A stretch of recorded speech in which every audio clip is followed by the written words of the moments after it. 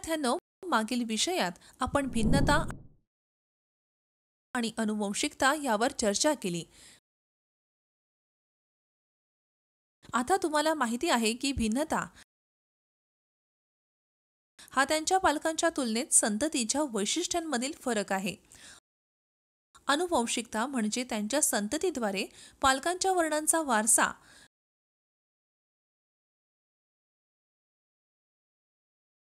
तुम्हाला हे देखील माहिती आहे की अनुवंशिक क्षेत्रातील अग्रगण्य प्रयोग ग्रेगर जोहान मेंडेल यांनी केले होते।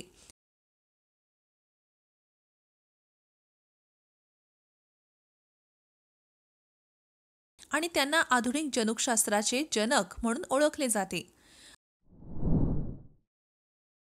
आता वर्ग 10वीच्या जीवशास्त्राच्या अनुवंशिकता आणि उत्क्रांती या धड्यातून मेंडेलचे प्रयोग आणि कायद्यांचा अतिशय महत्त्वाचा आणि मनोरंजक विषय समजावून सांगेन। मेंडेल 1822 ते 1884 हे ऑस्ट्रियन साधू होते, ज्यांनी आधुनिक अनुवंशिकतेचा पाया असलेल्या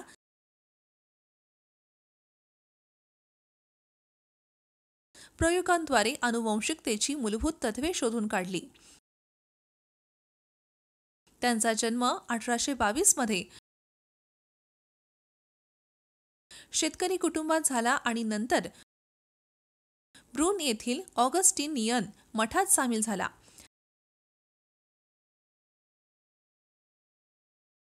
मेंडेल प्रशिक्षणासाठी व्हिएन्ना विद्यापीठात गेले आणि 1854 मध्ये मठात परतले।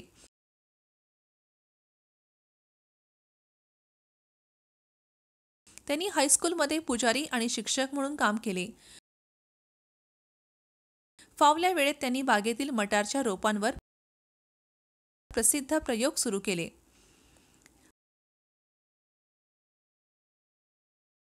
परिणाम या विषयाचा अभ्यास केल्यानंतर तुम्हाला पुढील गोष्टी कळतील।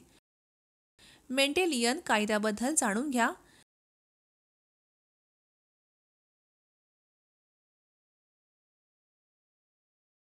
फिनोटाइप आणि जीनोटाइपमध्ये फरक करा।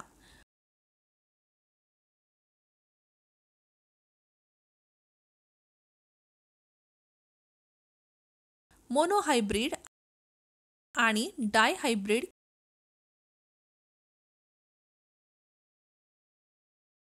क्रॉस प्रयोगांची प्रक्रिया समजून घ्यावे। महत्त्वाचे शब्द: वैशिष्ट्ये, फेनोटाइप,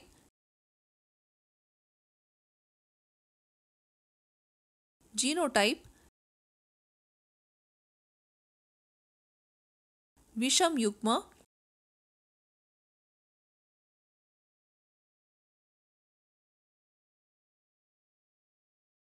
एक संध,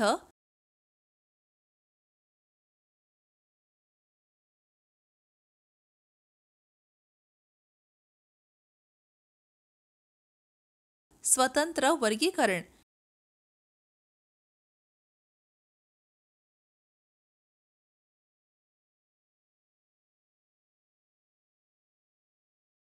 एलील,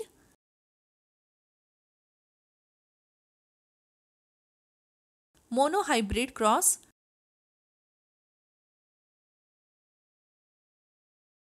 डायहायब्रिड क्रॉस।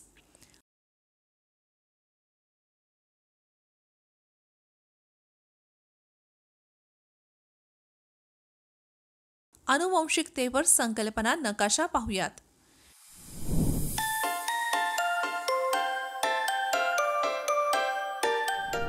मेंडेल यांनी सुमारे 10,000 वेलवर्गीय वनस्पतींवर मटारांच्या झाडांवर संशोधन केले, ज्यामध्ये 34 वेगवेगळ्या प्रकारांचा समावेश होता आणि त्या एकमेकींपेक्षा अनेक प्रकारे भिन्न होत्या। यामुळे मेंडेल यांनी आपल्या अध्ययनासाठी 7 जोडी विरुद्ध वैशिष्ट्ये निवडली,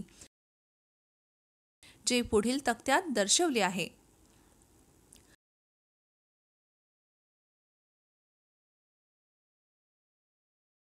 खालील फायद्यांमुळे मेंडेल यांनी आपल्या प्रयोगासाठी बागेतील मटारची वनस्पती पिसम सॅटिव्हम निवडली.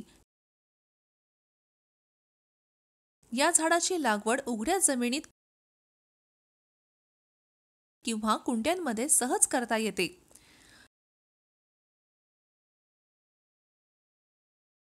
त्यांच्या वाढीचा कालावधी व जीवनचक्र अल्प असते. यामध्ये स्वयं परागण फुले असतात आणि कृत्रिमरित्या संकरित परागण सहज करता येते.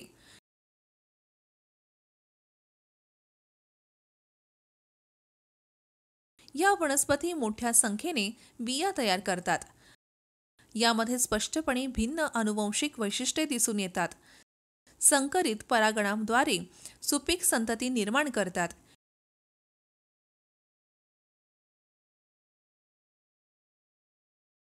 मेंडेल यांनी मटाराच्या झाडांवर संकरित प्रयोग केले.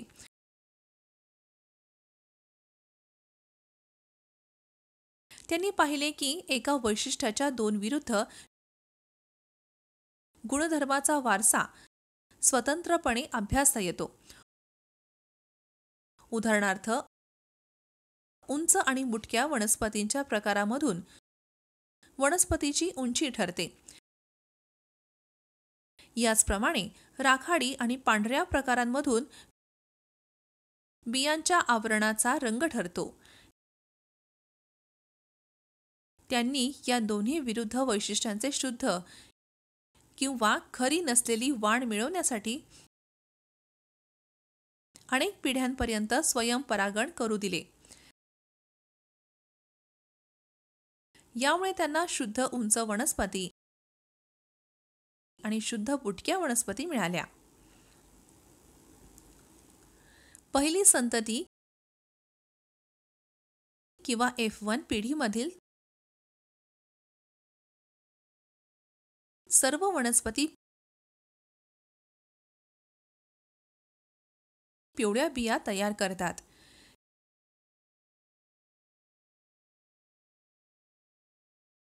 ही F1 मटारची झाडे स्वयंपरागण केल्यावर दुसऱ्या संतती किंवा F2 पिढीमध्ये सुमारे 75% पिवळ्या आणि 25% हिरव्या बिया असलेल्या वनस्पती मिळाल्या. तिसऱ्या संतती किंवा F3 पिढीमध्ये सुमारे 25% झाडे केवळ पिवळ्या बिया देणारी होती. उर्वरित 75% पिवळ्या बिया देणाऱ्या झाडांपैकी सुमारे 75% झाडे पिवळ्या बिया आणि 25% झाडे हिरव्या बिया देणारी होती. हिरव्या बिया देणाऱ्या वनस्पती केवळ हिरव्या बिया असलेल्या झाडांचीच निर्मिती करतात. मेंडेल यांनी त्यांच्या निरीक्षणाचे स्पष्टीकरण देण्यासाठी काही गृहीतके मांडली. F1 पिढीत दिसून येते की 75% वनस्पती पिवळ्या बिया तयार करतात आणि 25% वनस्पती हिरव्या बिया तयार करतात.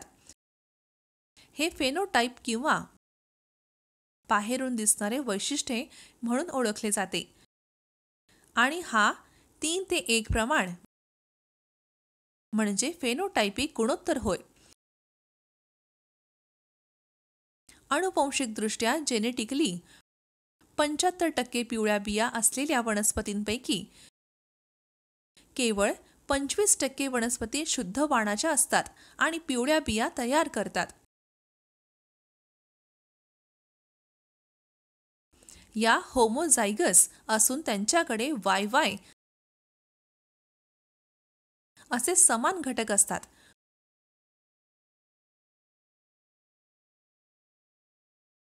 उर्वरित 50% पिवळ्या बिया असलेल्या वनस्पती हेटेरोझायगस असून त्यांना YY घटक असतात. शिल्लक 25% वनस्पती शुद्ध हिरव्या बिया तयार करणाऱ्या किंवा होमोझायगस प्रकारच्या असतात. वाय वाय वनस्पतींच्या बियांचा रंग वाय आणि वाय या अक्षरांनी दर्शविला जातो, जे अनुक्रमे पिवळ्या आणि हिरव्या रंगासाठी असतात. याला जीनोटाइप म्हणतात आणि त्यांचे गुणोत्तर 1 ते 2, 2 ते 1 असे आहे. दोन वनस्पतींमध्ये केवळ एकच विशिष्ट वैशिष्ट्य, उदाहरणार्थ उंच आणि बुटके किंवा पिवळा आणि हिरवा बियांचा रंग वेगळे असेल अशा संकराला मोनोहायब्रिड क्रॉस म्हणतात. मोनोहायब्रिड संकर गुणोत्तर 3 ते 1 आहे. उंच आणि बुटक्या वनस्पतींच्या संकरामुळे F1 पिढीत सर्व वनस्पती उंच झाल्या. पण या वनस्पतीमध्ये उंचपणा आणि बुटकपणा या दोन्ही वैशिष्ट्यांचे घटक असले पाहिजेत. याचे कारण असे की जेव्हा F1 वनस्पतींचे स्वयं परागण करण्यात आले, तेव्हा F2 पिढीत काही बुटक्या वनस्पतींसह उंच वनस्पती देखील तयार झाल्या. बुटकपणाचा घटक F1 पिढीत लपलेला राहिला.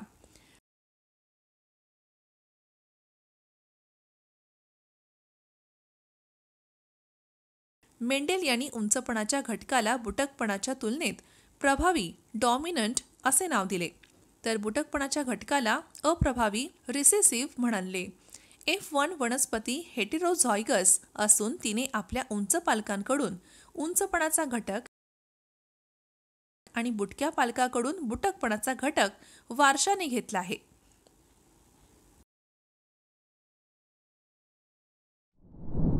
द्विसंकर संकरणामध्ये एकाच वेळी दोन जोड्यांतील विरोधी गुणधर्माचा वारसा घेतला जातो. मेंडेल यांनी निवडलेले दोन विरोधी गुणधर्म म्हणजे बियांचे स्वरूप आणि रंग, जसे गोल पिवळ्या बिया आणि सुरकुतलेल्या हिरव्या बिया.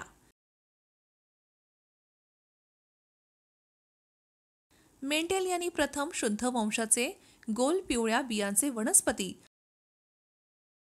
आणि शुद्ध वंशाचे सुरकुतलेल्या हिरव्या बियांचे वनस्पती यांचे संकरण केले.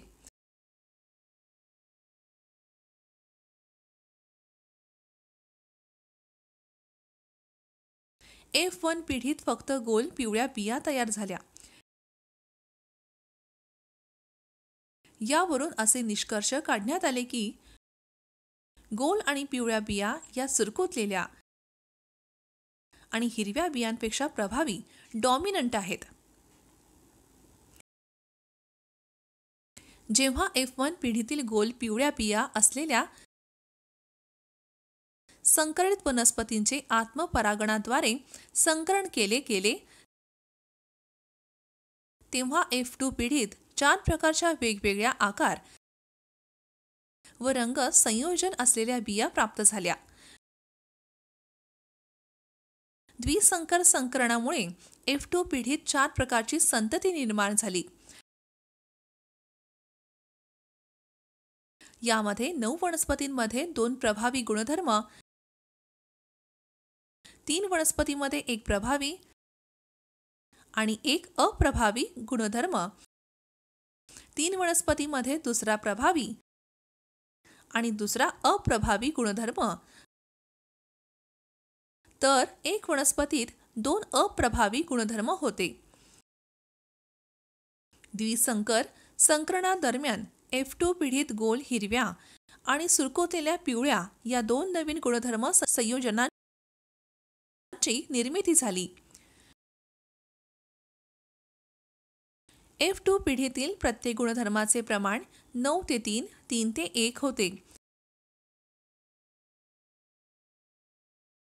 याला द्विसंकर गुणोत्तर म्हणतात.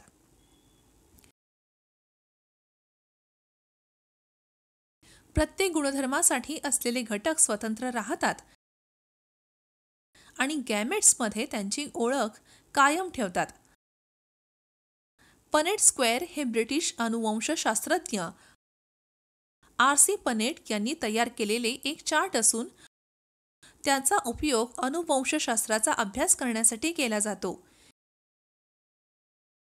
हे एक दृश्य रूप आहे जे अनुवंशिक संकरणादरम्यान संभाव्य संततीच्या सर्व जीनोटाइपच्या संभाव्यता मोजण्यासाठी वापरले जाते.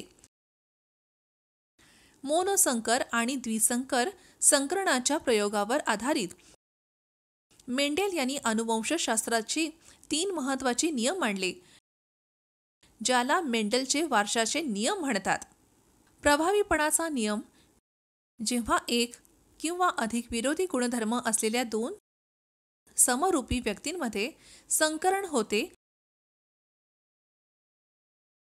तेव्हा F1 संकरितात दिसणारे गुणधर्म प्रभावी असतात,